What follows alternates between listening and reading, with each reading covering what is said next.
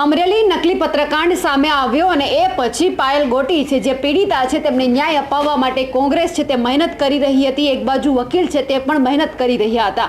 હવે જ્યારે પાયલ ગોટીને હજુ સુધી ન્યાય નથી મળ્યો તો તેમને લઈને જેની ઠુમર છે, વકીલ આનંદ યાજ્ઞિક છે, પછી પાટીદાર નેતા નચિકેત મુકી છે, આ બધા જ લોકો ગાંધીનગર ગયા છે।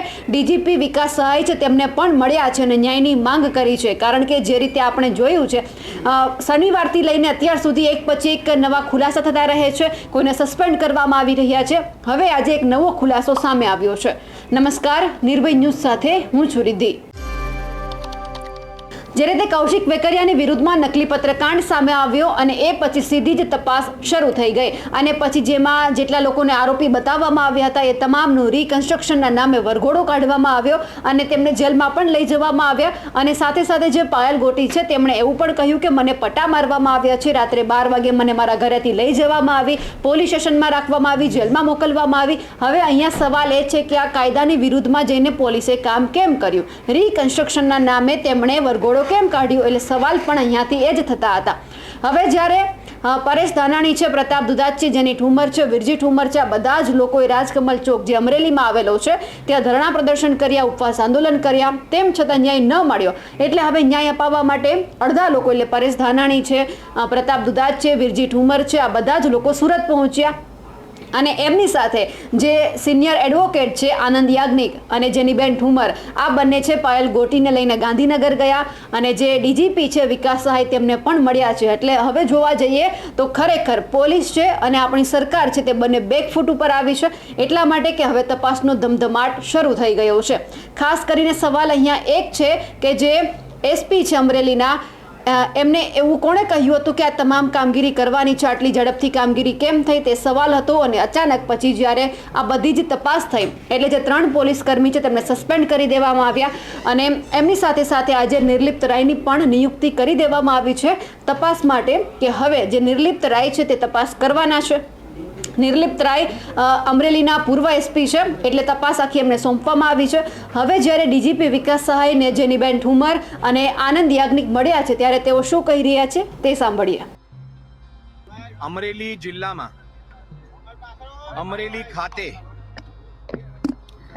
આ દીકરી પાયલ ગોટીની સાથે અને અન્ય 3 આરોપીઓની સાથે પોલીસે જે કસ્ટડીમાં અત્યાચાર કર્યા છે તેને વિશે આપ લોગ અને ખાસ કરીને મીડિયા એને નિરંતર અને નિયમિતપણે એ પ્રશ્નને કવર કરતા રહ્યા છે। પાયલ જે અત્યારે આપ સમક્ષ મારી સાથે ઊભી છે તેનું કહેવાનું એ છે કે એક તો મને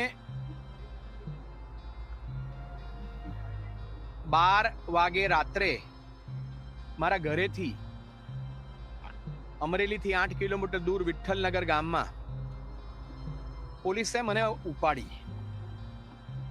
એટલે સૂર્યાસ્ત અને સૂર્યોદયની વચ્ચે બહુ રીઢા ગુના ના હોય અથવા તો બહુ મોટા ના હોય કે જેમાં વ્યક્તિને ખુલ્લો રાખીએ તો સમાજને નુકસાન થાય એવું હોય, એ સિવાય સૂર્યાસ્તથી સૂર્યોદયની વચ્ચે આ દીકરીને પોલીસ પકડીને એલસીબી અમરેલી ખાતે લઈ ગઈ, તે પહેલો ગુનો।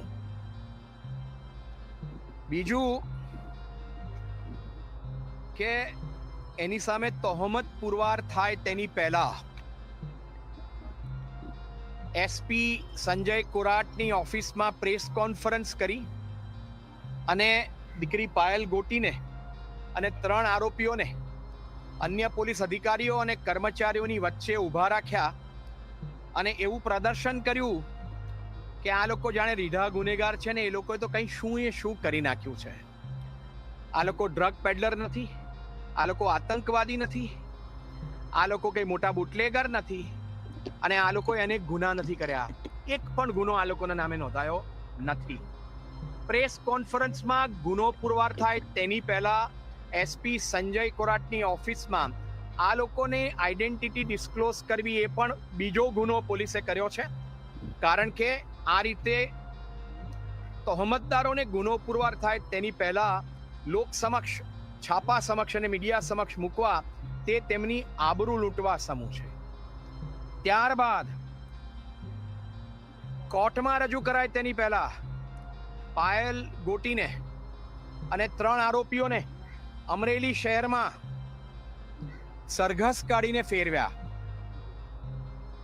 આ સરઘસમાં એમની સાથે ફક્ત પોલીસ નથી, પણ અમરેલીના ધારાસભ્ય ભાજપના અને ઉપદંડક, શું નામ એમનું, કૌશિકભાઈ વેકરિયા, એમના અંગત સચિવ અને એમના ખાસ મિત્રો આ વરઘોડામાં સાથે હતા અને આસપાસ લોકો સાથે વાત કરતા એવું પ્રસ્થાપિત કરવા માંગતા હતા કે આ વરઘોડો આ કથિત આરોપીઓનો અમે કાઢ્યો છે.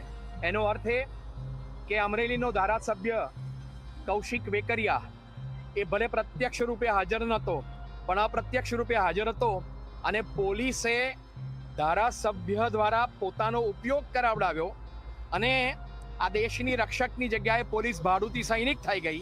એ એમનો ત્રીજો ગુનો અને એમને વાંધો છે એની ફરિયાદ કરી. ચોથું કે પાયલબેનને પોલીસ કસ્ટડીમાં પેલા ઘંટીના પટ્ટા હોય જેને દંડા સાથે બાંધે, અને આ શસ્ત્ર ફક્ત તમને એલસીબી અને એસઓજી દરેક જિલ્લામાં જોવા મળે, એનાથી એને મારી. અન્ય તહોમતદાર મનીષભાઈ વાઘસિયા, જેમની ઓફિસમાં આ દીકરી કામ કરે છે, એને પણ બેરહેમીથી એની હાજરીમાં માર્યો અને એની જરૂર નથી. શાને માટે માર્યા? અને અગત્યનું ત્યાં પણ છે કે એને જ્યારે મારી એ ઉપરાંત એસપીએ આ બહેન જે જગ્યાએ નોકરી કરે છે એ વ્યક્તિને, બીજેપીનો પીઢ કાર્યકર છે, તેને માર્યો ત્યારે પણ બીજેપીના ધારાસભ્ય ના બધા મિત્રો ત્યાં હાજર હતા. એટલે એસપી સાહેબ અને ધારાસભ્યના મિત્રો ત્યાં હાજર હતા. એટલે આ એસપી સાહેબ છે તે ભારતની સરકાર માટે કે બીજેપીના ધારાસભ્ય માટે કામ કરતા હતા અને તેને માર્યું, તેનો એક બીજો ગુનો બને છે જે અમે રેસ કર્યો. અને ત્યાર પછી કોર્ટમાં જુઠ્ઠું બોલ્યા કે અમે 28મી તારીખે 4 વાગે આ લોકોની ધરપકડ કરી છે. અમે કહ્યું કે સાહેબ, કોર્ટમાં જુઠ્ઠું બોલવું એ ઇન્વેસ્ટિગેટિંગ ઓફિસર માટે ગુનો કહેવાય. અને આ લોકોને, આ દીકરીને અને અન્યોને પકડ્યા 27મીની રાત્રે અને કહ્યું છે કે 28મી સાંજે 4 વાગે પકડ્યા છે. એટલે અમરેલીની પોલીસે કોર્ટને પણ ગેરમાર્ગે દોરી, એ ગુનો બને છે. આ ઉપરાંત દીકરીને જ્યારે રિમાન્ડ પૂરા થયા અને જેલમાં મોકલી આપી ત્યારે ફરિયાદી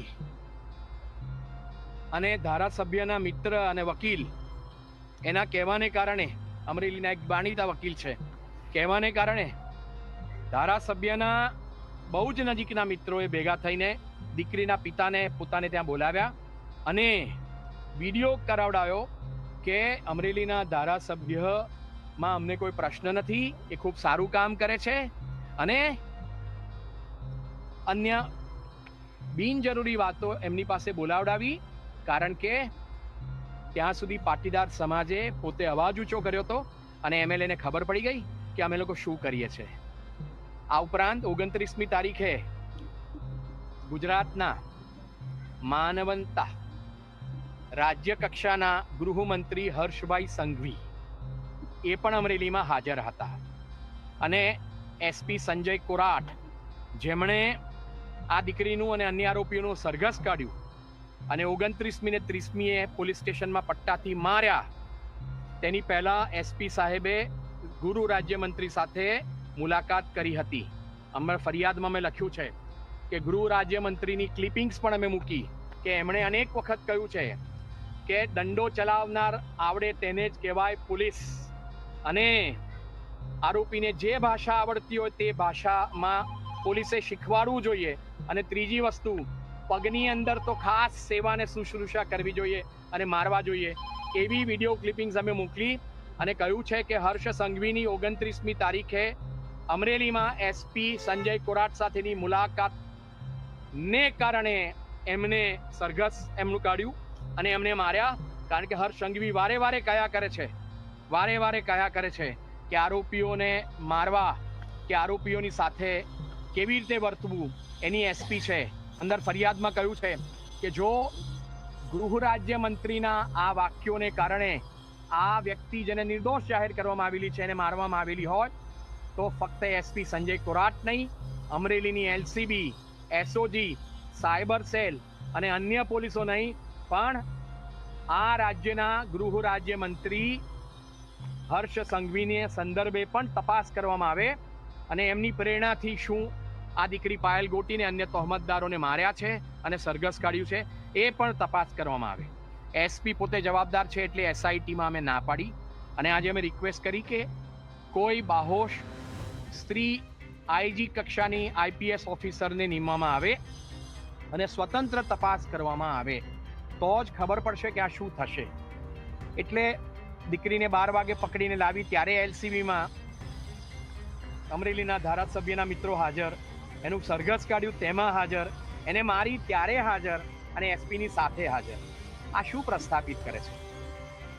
અને એ પ્રસ્થાપિત કરે છે કે આજે કે ગઈકાલે જે સામાન્ય પોલીસ કોન્સ્ટેબલ કક્ષાના માણસોને તમે સસ્પેન્ડ કર્યા, કેમ? એસપી ડીવાય સમાચારો યથાવત.